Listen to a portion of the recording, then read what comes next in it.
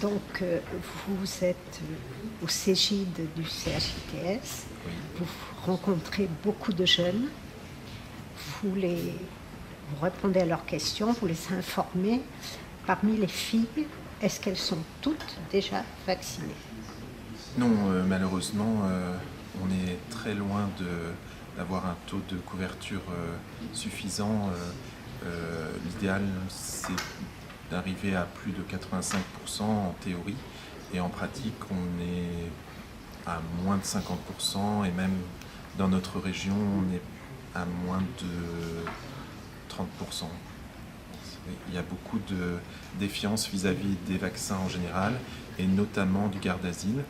Quand je demande pourquoi elles ne sont pas vaccinées, elles disent parce que c'est un vaccin, on a entendu dire que c'est dangereux, mais sans qu'elles puissent en dire plus en fait. Et il y a les gynécologues qui ne poussent pas forcément beaucoup à la vaccination non plus. Donc moi j'essaie de rectifier un petit peu en leur expliquant les risques du papillomavirus et la possibilité d'être vacciné et d'être remboursé jusqu'à l'âge de 19 ans pour les filles. Est-ce que vous avez réussi à en convaincre? Oui, heureusement.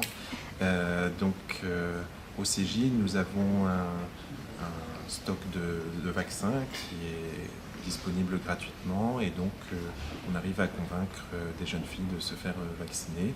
Alors au CJ, on ne peut pas vacciner les mineurs, donc on rattrape ces absences de vaccination entre 18 et voilà, le début de la vingtaine.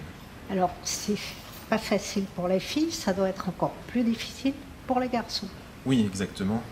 J'ai beau citer des exemples de pays où la vaccination se fait chez les garçons et les filles, enfin il y en a très peu, ça a du mal à convaincre les garçons. Alors chez les garçons qui ont des rapports avec d'autres garçons, c'est plus facile, mais chez les garçons hétérosexuels, j'ai jamais vacciné. D'ailleurs, en France, ça n'est pas dans les recommandations, encore, malheureusement. Donc, il reste beaucoup à faire. Oui, il reste beaucoup à faire au niveau des recommandations et au niveau de l'information du public au niveau national, et puis au niveau de la population, une meilleure information vis-à-vis des vaccins en général. Il n'y a pas que le papillomavirus, les autres vaccins sont mal acceptés par la population générale. Merci. Merci.